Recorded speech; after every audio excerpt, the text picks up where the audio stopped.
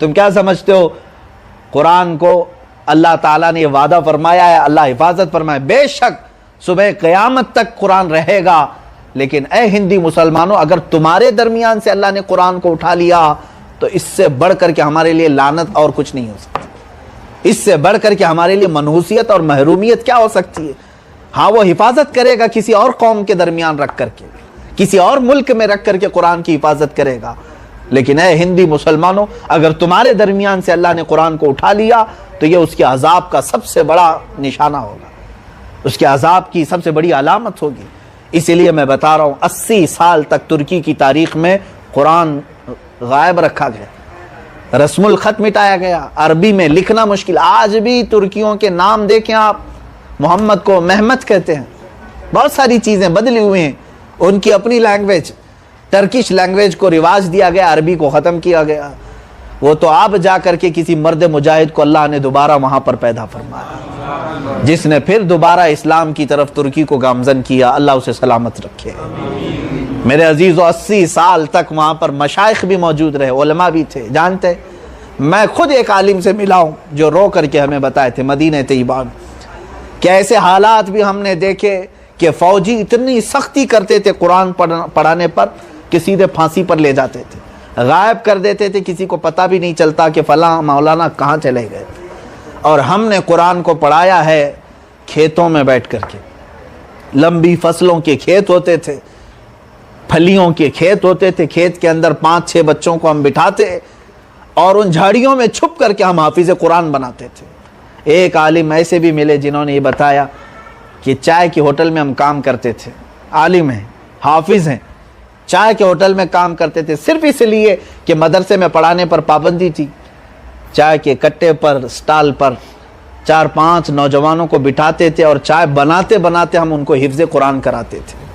ہمارے لیے یہ تک حالات آ گئے تھے، ہم نے چائے بناتے ہوئے لوگوں کو قرآن پڑھایا، کھیت میں چھپا کر کے بچوں کو قرآن پڑھایا۔ اے مسلمانوں آپ کیا سمجھتے ہیں آج اللہ تعالیٰ نے جو تمہارے پاس آزادی رکھی ہے، تم آج قرآن اٹھا سکتے ہو، پڑھ سکتے ہو، چوم سکتے ہو، چھو سکتے ہو، مسجدوں میں رکھے ہو، محرابوں میں رکھے ہو، آج تمہارے پاس کھل کر کے یہ نعمت موجود ہے، لیکن دل پر ہاتھ رکھ کر کے بتاؤ اے مسلمانوں تمہارا کتنی مرتبہ قرآن کی طرف ہاتھ گیا اور کتنی مرتبہ تمہارا موبائل کی طرف ہاتھ گیا؟ یہ انصاف کر کے بتاؤ۔ جہاں تمہاری گھنٹی بجی، میسج آیا کسی دوست کا، 5 منٹ تم نہیں چھوڑتے، فوراً واٹس ایپ دیکھنا ہے کس کا میسج آیا ہے، فیس بک دیکھنا ہے کس کا میسج آیا ہے، کیا نئی سٹوری ہے۔ تم ہر 5 منٹ پر ایرے غیرے کا میسج چیک کرتے ہو۔ برسوں ہو گئے اللہ نے جو تمہیں میسج دیا ایک بار بھی چیک نہیں کرتے قرآن میں۔ قرآن کیا ہے؟ بندوں کے لیے اللہ کا میسج ہے، اللہ کی طرف سے آیا ہوا پیغام ہے۔ کیا قرآن پڑھ کر کے آپ نے نہیں دیکھا؟ ہر بار رب تعالیٰ نے پکار کر کے کہا یا ایھا الذین آمنو، یا ایھا الذین آمنو، اے ایمان والو، اے ایمان والو۔ وہ رب ذوالجلال کس کو پکار رہا ہے؟ تمہیں پکار رہا ہے، ایمان والوں کو پکار رہا ہے۔ باز آ جاؤ۔ اسی لیے شاعر نے بہت اچھے انداز میں کہا تھا وہ زمانے میں معزز تھے مسلمان ہو کر، آج ہم خوار ہوئے ہیں تاریک قرآن ہو کر۔ درس قرآن اگر ہم نے نہ بھلایا ہوتا، یہ زمانے نے زمانہ نہ دکھایا ہوتا۔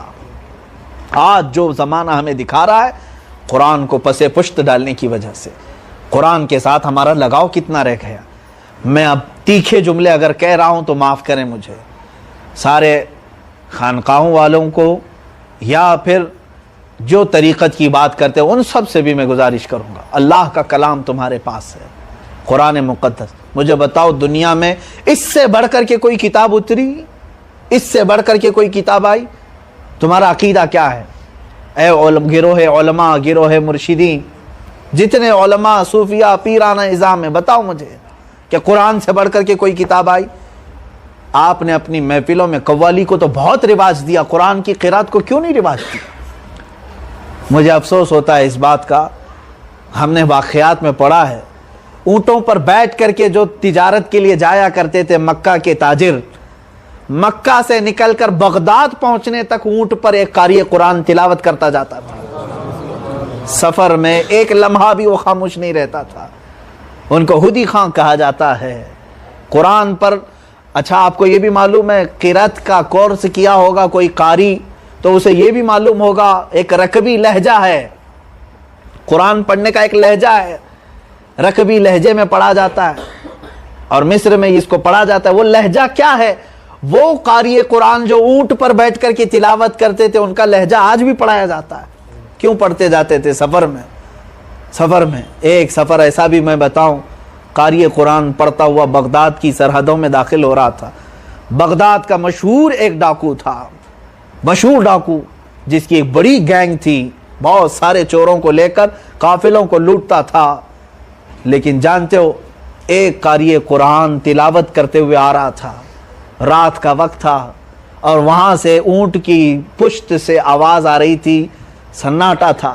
آیت کلام اللہ یہ تھی، الم یعنی للذین آمنوا ان تخشع قلوبہم لذکر اللہ، کیا ایمان والوں کے پاس اب بھی وہ وقت نہیں آیا کہ اللہ کو یاد کرتے ہوئے ان کے دل مچل جائیں، اللہ کے ذکر سے ان کے دل تڑپنے لگ جائیں، اللہ کا نام سن کر کے وہ مچلنے لگ جائیں۔ یہ آیت میں اللہ تعالیٰ نے فرمایا قاری قرآن یہ پڑھ رہا تھا تلاوت کرتے ہوئے، ڈاکوؤں کا سردار خود مسلمان تھا، وہ مسلمان تھا، عربی جانتا تھا، اتنا تو جانتا تھا، جو اٹھا کر کے پکارتا تھا اور کہتا تھا آن لنا ربنا آن لنا ربنا، اے میرے رب اب وہ وقت آ گیا ہے، اب وہ وقت آ گیا ہے، میں نے تیرا کلام سنا ہے، اب دل بے چین ہو رہا ہے، دل مچل رہا ہے۔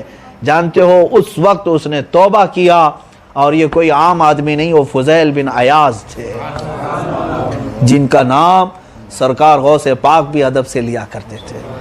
فضیل بن عیاض رضی اللہ تعالیٰ یہ اس قدر مشہور اور معروف بزرگ ہیں کہ جن کے متعلق حبیب اعجمی رحمۃ اللہ تعالیٰ علیہ نے اور کئی مشائخ نے کہا ہے کہ اگر دعا قبول نہ ہوتی ہو تو فضیل بن عیاض کا نام لو، اللہ جلدی دعا قبول کرتا ہے۔ میرے عزیزو یہ بات میں نے کیوں عرض کی؟ بڑے بڑے لوگ قرآن کی تلاوت سن کر کے اپنے ہتھیار چھوڑ کر ایسے منزلیں طے کر گئے کہ وہ ولایت کے اعلیٰ مقام پر پہنچ گئے، اور ہم کیا کر رہے ہیں آج؟ ہم کیا کر رہے ہیں؟ ہماری محفلوں میں قرآن کہاں ہے؟ پتہ نہیں کیسے کیسے گویوں کو لے کر کے ہم اپنی محفل سجا رہے ہیں۔ آپ سخت لگتے ہوں یہ جملے تو معاف کریں، لوگوں کو آج مجھے سمجھ میں نہیں آتا جتنا قوالی میں تھرکتے ہیں، ناچتے ہیں، ڈانس کرتے ہیں۔ اللہ کا کلام پڑھو ان کے اوپر، پتھروں سے بھی زیادہ یہ خاموش بیٹھے ہوں گے، نہ ان کی آنکھ پھوٹتی ہے، نہ آنکھوں سے کوئی آنسو آتے۔ کیوں؟ اس لیے کہ سمجھنا تو دور کی بات، پڑھنا نہیں آتا قرآن پاک۔ کڑوا لگ رہا ہے نا، لگنے دو میرے عزیز، اس لیے کہ تم پڑھے نہیں ہو، جہالت میں رہو، اس لیے میری بات کڑوی لگے گی۔ نعت رسول کا اپنا مقام ضرور ہے، تم جت قدر گنگناتے ہو ان سب کا مقام ضرور ہے، لیکن اللہ کے کلام کا مقام کچھ اور ہے۔ اللہ کا کلام ہے، اس تک کوئی کلام نہیں پہنچ سکتا، کسی کا کلام نہیں پہنچ سکتا۔ اللہ کا کلام سب سے اول درجے پر ہے۔ ہم نے خود اس کو پیچھے ڈال کر کے، ہم نے خود اس کو بڑی اونچی طاقوں پر رکھ کر کے، آج ایک گستاخ اور ملعون نے اس کے متعلق عرضی داخل کی تو بے چین ہو گئے۔ بے چینی حق ہے تمہاری، اے مسلمانوں، تمہاری اضطراری کیفیت حق ہے، لیکن اس کا علاج یہ ہے کہ میں تمہیں دعوت دوں گا کہ لوٹ آؤ قرآن کی طرف، لوٹ آؤ پھر قرآن کی طرف۔ ایک بات یاد رکھ لینا، دو چیزیں ہمارا پورا اسلام ہے، دو چیزیں ہمارا پورا اسلام ہے، ایک ذات رسول اور دوسرا ذات قرآن۔ یہ چھوڑ، یہ دو چیزیں اگر ہٹ گئی تو پھر اسلام ہی نہیں ہے، اسلام ہی نہیں، کھوکھلا ہے۔ رسول پاک صلی اللہ تعالیٰ علیہ وسلم کی ذات نہیں ہے اور پھر قرآن نہیں ہے تو پھر اسلام کوئی چیز کا نام ہی نہیں۔ قرآن میں اللہ نے فرمایا قد جاءکم من اللہ نور و کتاب مبین، تحقیق کہ تمہارے پاس اللہ کا نور آیا اور ایک روشن کتاب آئی۔ اللہ کا نور کیا ہے؟ ہر سنی مسلمان جانتا ہے محمد الرسول اللہ کی ذات۔ اللہ کا نور کیا ہے؟ حضور کی ذات ہے۔ اور روشن کتاب کون سی ہے؟ قرآن پاک۔ مجھے بتاؤ کوئی کتاب اندھیرے میں پڑھی جا سکتی ہے؟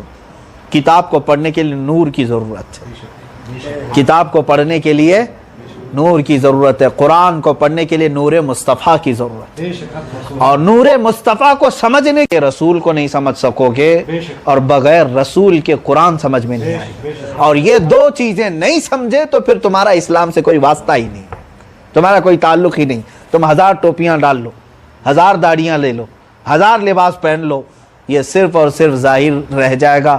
اسی لیے شاعر نے سچ کہا ہے کہ حقیقت چھپ نہیں سکتی بناوٹ کے وصولوں سے, خوشبو آ نہیں سکتی کاغذ کے پھولوں سے, خوشبو نہیں آ سکتی کاغذ کے پھولوں سے. آج جس چیز کو اسلام بنا کر کے پیش کیا جا رہا ہے میرے عزیزوں, اسی لیے میں یہ کہنا چھوڑ رہا ہوں. بار بار میں یہ کہتا تھا ہندوستان کے 25 کروڑ مسلمان, کس نام سے ہم کہیں 25 کروڑ, یا تو 25,000 بھی نہیں, 2500 بھی نہیں ملتے جو قرآن عظیم اور ذات رسول کے لیے اپنی جان وقف کرتے ہوں. اللہ ماشاءاللہ, میں سب کی بات نہیں کرتا, آج دل درد کرتا ہے, اس لیے میں نے یہاں یہ جملے کہے.